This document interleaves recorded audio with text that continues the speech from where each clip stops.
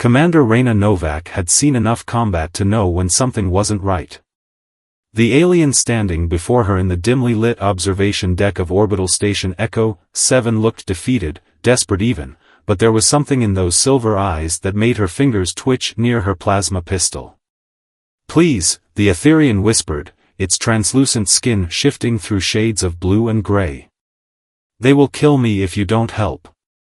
The creature's name was Cassius, or at least that's what the universal translator had interpreted from its harmonic speech patterns. Reyna studied the alien carefully. The Etherians were known for their incredible technological achievements and their equally impressive ability to stay neutral in galactic conflicts.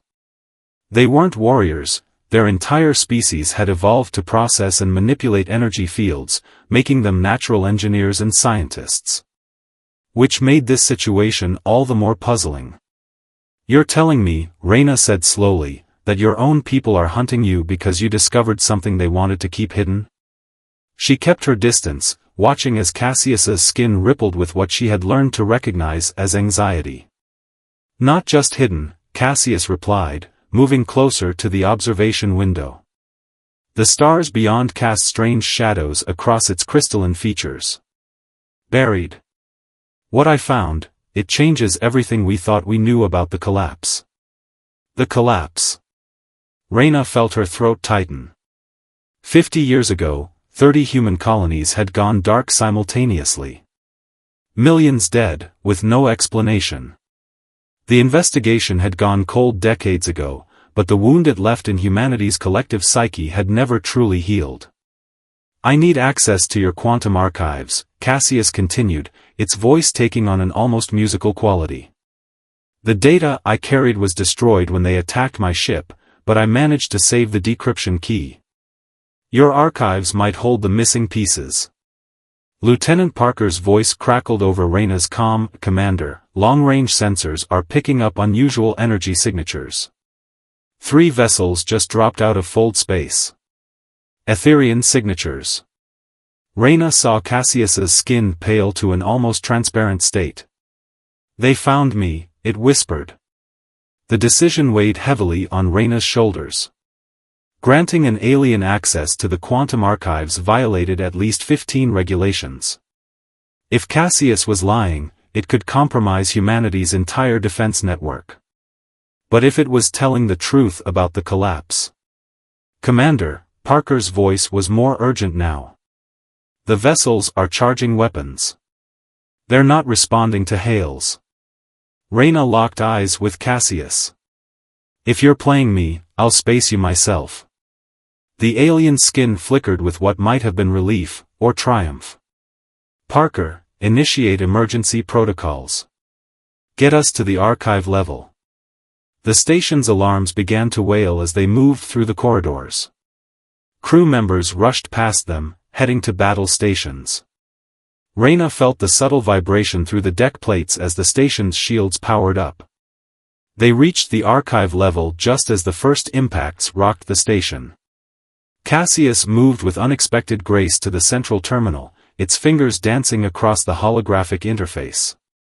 "Whatever you're going to do it fast," Reyna ordered, watching as more warning lights flickered across the security displays. The station's defenses were strong, but they weren't designed to withstand a sustained attack from advanced Etherian weapons. "The encryption is more complex than I." Cassius started, but then its hands froze above the interface. Its skin shifted to a deep, pulsing purple, a color Reyna had never seen an Etherian display before. "What's wrong?" she demanded. "This can't be," Cassius whispered. "The data patterns, they're Etherian." Another blast rocked the station, harder this time. Emergency lights pulsed along the corridors. "What are you saying?"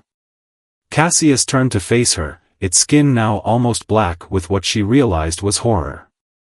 "The collapse wasn't an attack on your colonies," it said. "It was a test. My people, we weren't neutral. We were studying you. Experimenting." The collapse was just the first phase. The revelation hit Reyna like a physical blow. The implications were staggering. But before she could respond, a new alarm blared through the station. "Commander." Parker's voice was frantic. "They've breached the outer defenses.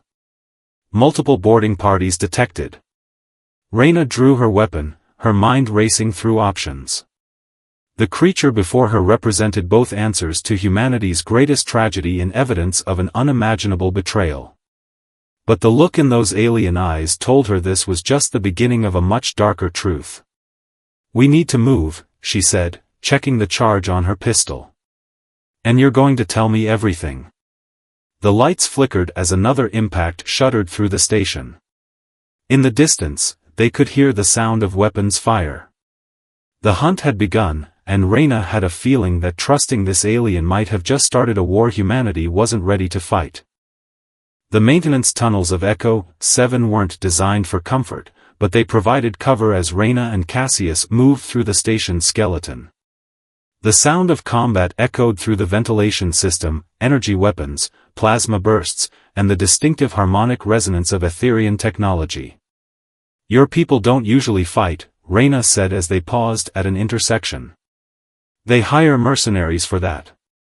She kept her weapon trained on the tunnel ahead, watching the aliens' reactions in her peripheral vision. Cassius's skin rippled with dark bands of color. "These aren't regular forces.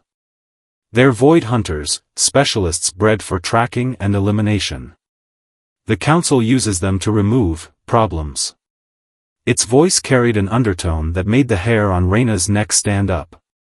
A distant explosion rocked the station, and emergency lights pulsed along the tunnel walls. Reyna's comm crackled to life. "Commander," Lieutenant Parker's voice was strained. "We've lost contact with decks 3 through 5. They're systematically taking control of the station's systems. Hold what you can, Parker. Buy us time." Reyna turned to Cassius. "You said the collapse was a test. What kind of test?" The alien's skin shifted to a deep, troubled blue. "My people have always been fascinated by humanity's potential. Your species adapts, evolves faster than any we've encountered.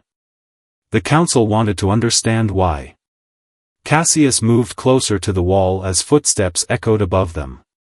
"They designed experiments to measure your responses to various stimuli. The collapse was meant to test your resilience, your ability to recover from catastrophic loss." Reyna felt sick. 30 colonies. Millions dead. For a test. "It was only the beginning," Cassius continued. "The data I found, there are more phases planned.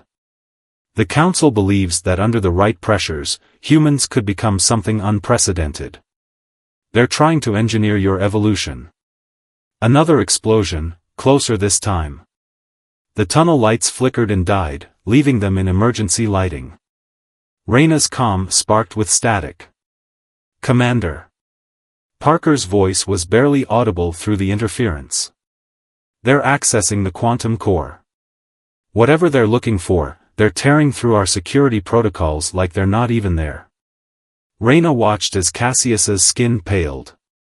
"They're not after me," it whispered. "They're here to erase the evidence. All of it." The implications hit her like a physical blow. The quantum core contained more than just military data, it held the sum of human knowledge, history, culture. If the Etherians could access it, they could rewrite everything humanity thought they knew about the collapse. "We need to get to the core," Reyna said, checking her weapon's charge. "Can you stop them?" "Maybe," Cassius replied. "But you need to understand something first. The Council, they're not just studying humanity anymore. They're afraid of you." The test results showed something they didn't expect. They reached a maintenance hatch, and Reyna could hear combat on the other side. What did they find?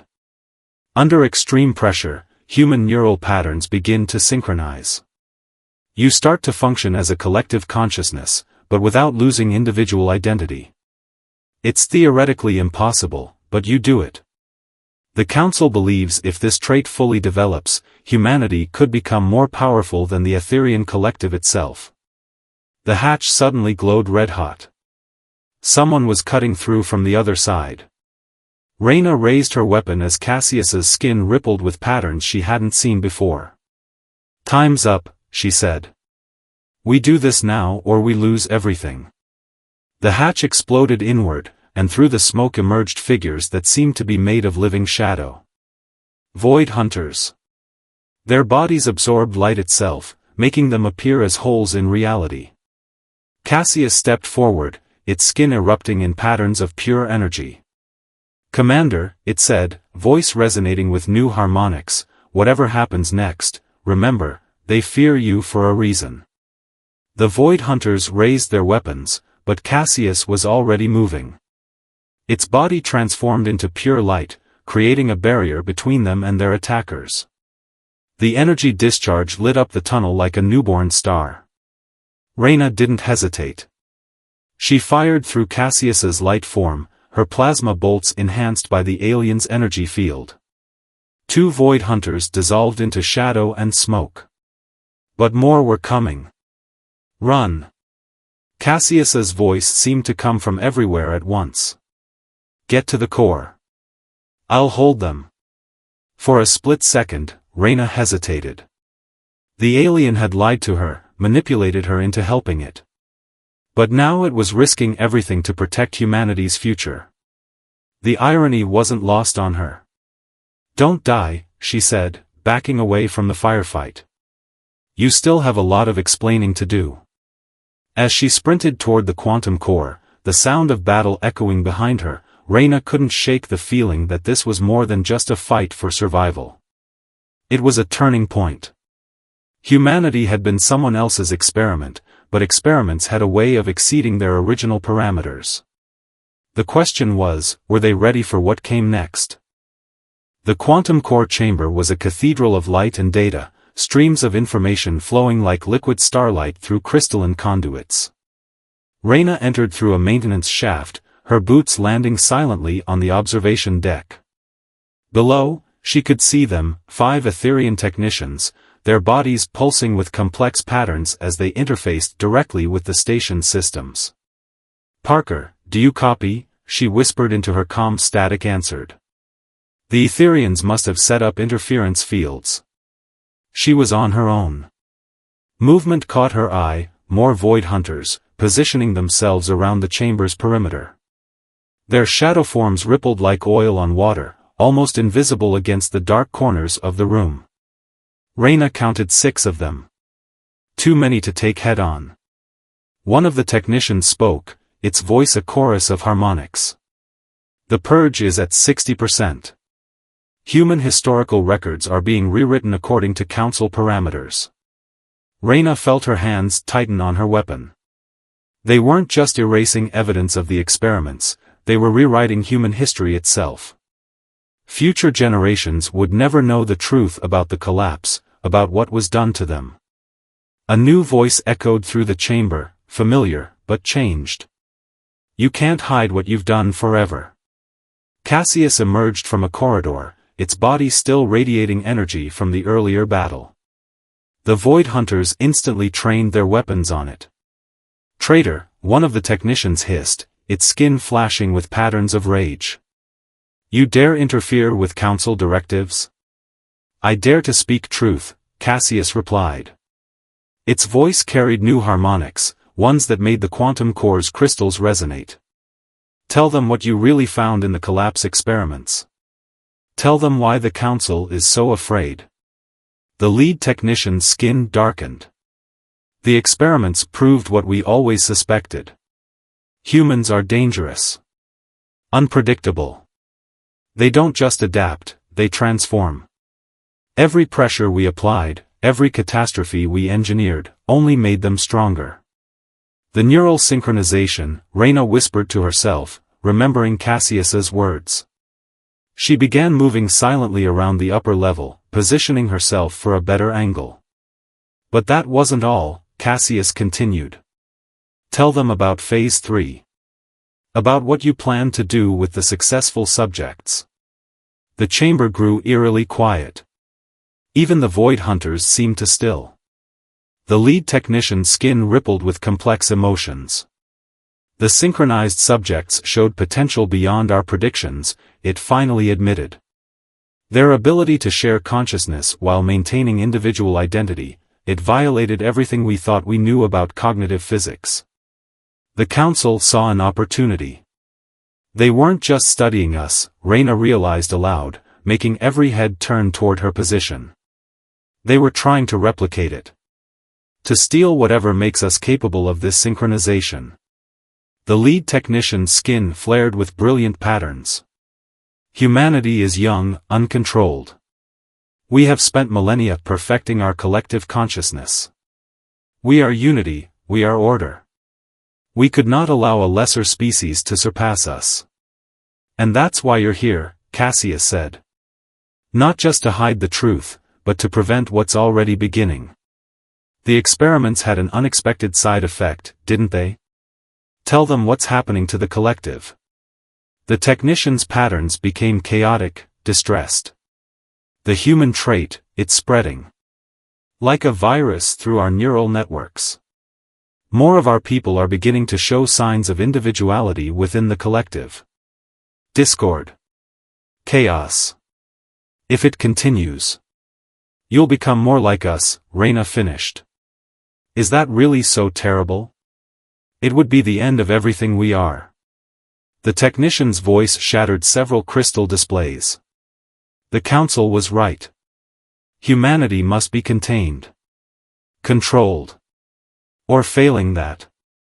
The Void Hunters moved as one, weapons charging. Raina didn't hesitate, she fired 3 rapid shots, taking down the nearest shadow warriors before diving behind a data column. Energy blasts scorched the air where she had been standing. Cassius erupted into pure light again, its energy form disrupting the Void Hunter's shadow fields. The chamber erupted into chaos as Raina fired from cover, her shots finding targets in the confusion. But the technicians were not defenseless. They turned their connection to the quantum core into a weapon, sending spears of data light flying through the air. One passed through Raina's shoulder, leaving numbness in its wake. She could feel her arm losing function as the hostile code spread through her nervous system. The purge is at 80%, one of the technicians called out. The human records will be overwritten in minutes. Raina fought through the numbness, trying to think. They were losing this fight. Even with Cassius's help, they couldn't stop all of them in time. Unless... Cassius, she shouted. You said human neural patterns can synchronize under pressure. How does it work? The alien's light form flickered. The mechanism is unknown, but extreme stress appears to be the trigger. Why? Raina smiled grimly. Because I think it's time we showed them exactly what they're afraid of. She stepped out from behind cover, holstering her weapon. The Void Hunters hesitated, confused by her surrender. But Raina wasn't surrendering. She was concentrating, focusing on every human mind she could sense on the station. In the silence between heartbeats, she felt it, a resonance, a connection forming under the pressure of survival. And she wasn't the only one who felt it. Through the station's decks, through walls and barriers, human consciousness began to align. Not into a single mind, but into a network of individuals working in perfect harmony.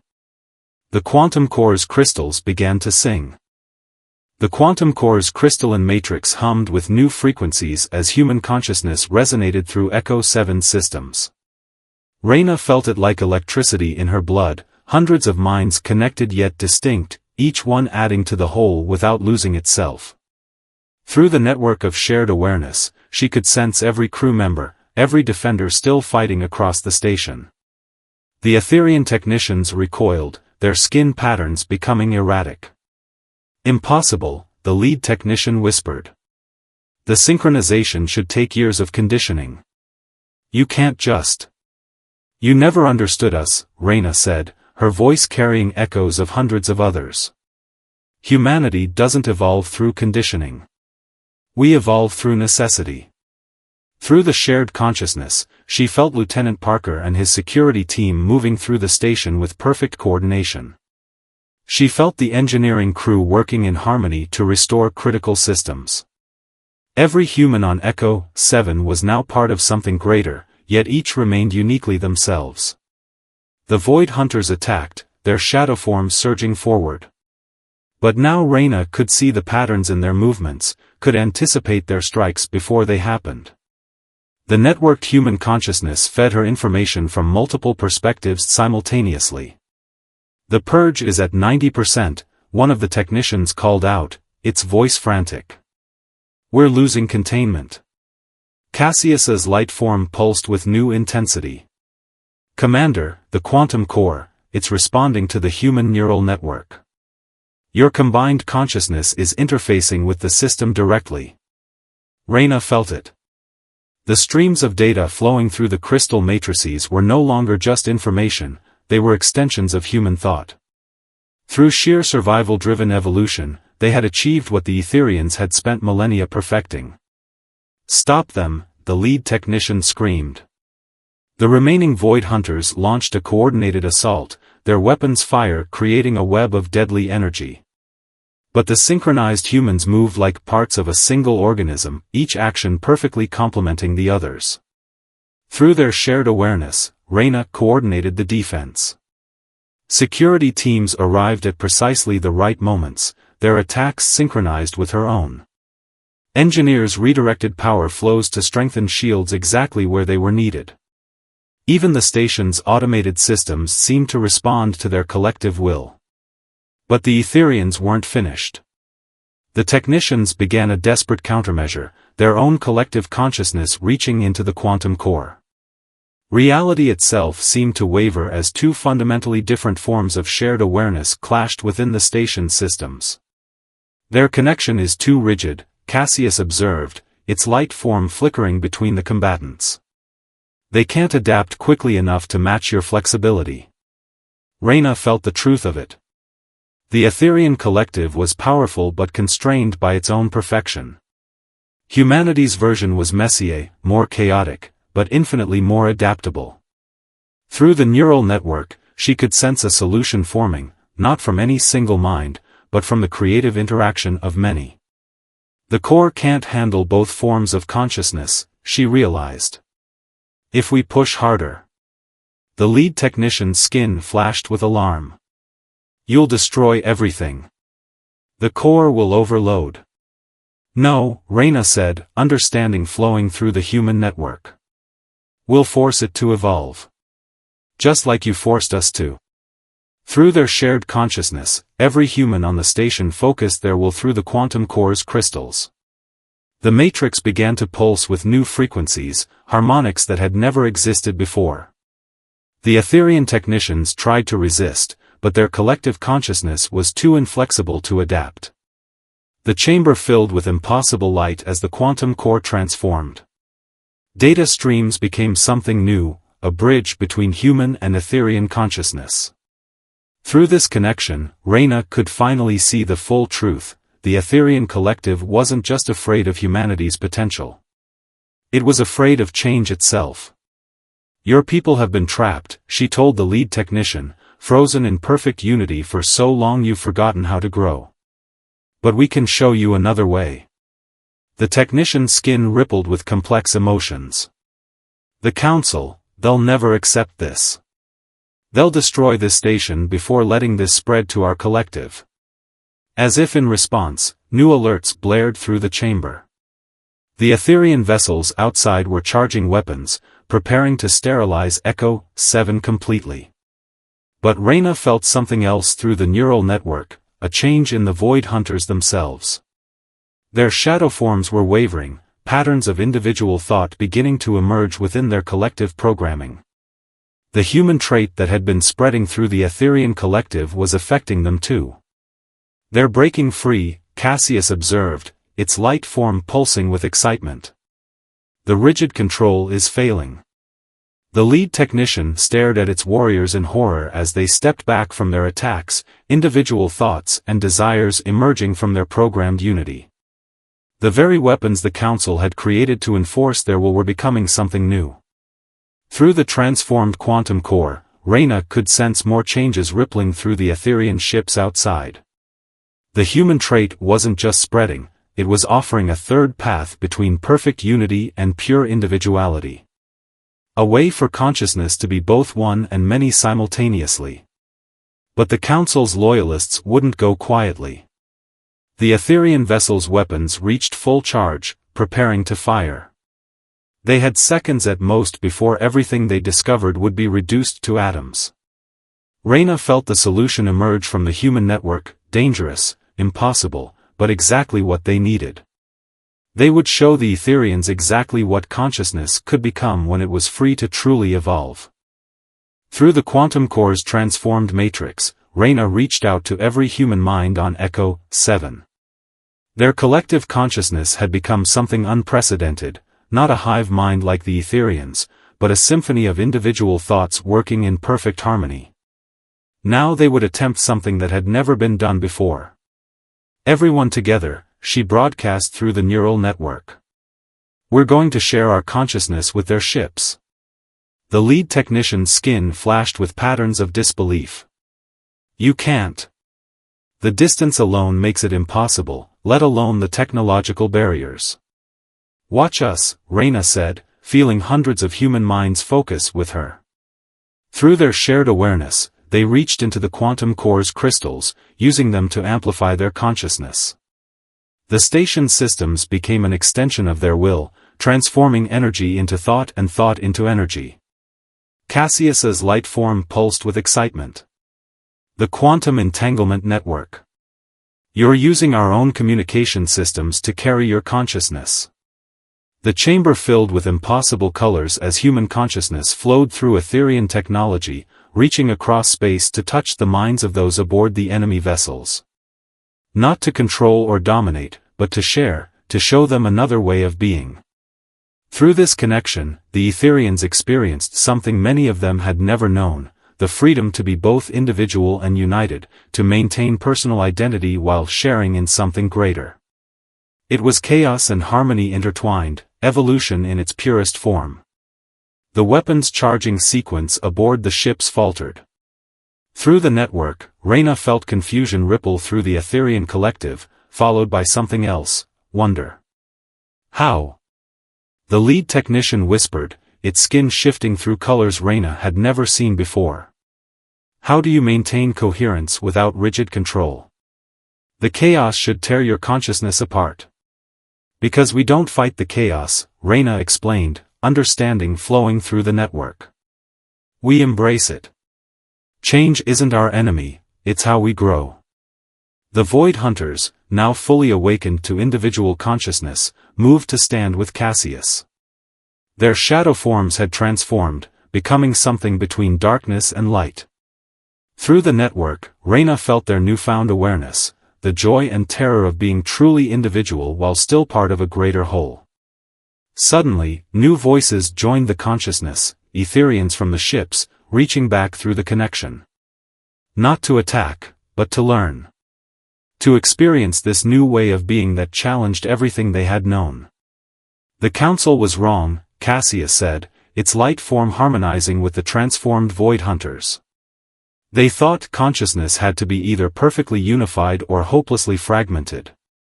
But you've shown us there are infinite possibilities between those extremes. Through the network, Reyna felt the change spreading through the Etherian ships. Crew members were awakening to their individual selves while maintaining their connection to the collective. It wasn't the catastrophic breakdown the Council had feared, it was evolution, consciousness adapting to new possibilities. The weapon systems powered down. On the bridge of the lead ship, the Etherian commander experienced individual thought for the first time in centuries. Through their shared connection, Reyna felt the commander's decision form, not from Council directives, but from personal choice supported by collective wisdom. Stand down, the commander ordered, their voice carrying both authority and newfound individuality. The experiment is over. It's time for us to learn instead of control. The lead technician's skin rippled with complex emotions. The Council won't accept this. They'll send others. Let them come, Reyna said, feeling the agreement of hundreds of minds, both human and Etherian. We'll show them the same truth, that consciousness can be more than they imagined. That unity doesn't require the sacrifice of self. Through the quantum core, human and Etherian consciousness continued to intermingle, each learning from the other. The rigid perfection of the Etherian collective began to adapt, becoming more flexible, more creative. And humanity's chaotic potential found new forms of harmony, new ways to share consciousness without losing individuality. This is just the beginning, Cassius observed, its light form pulsing with possibilities. Think of what our species could become, learning from each other. Not through control or experimentation, but through genuine exchange. Reyna felt the truth of it through the network. The collapse had been meant to test humanity's limits, to study their capacity for adaptation. Instead, it had set both species on a path to something greater than either could have achieved alone.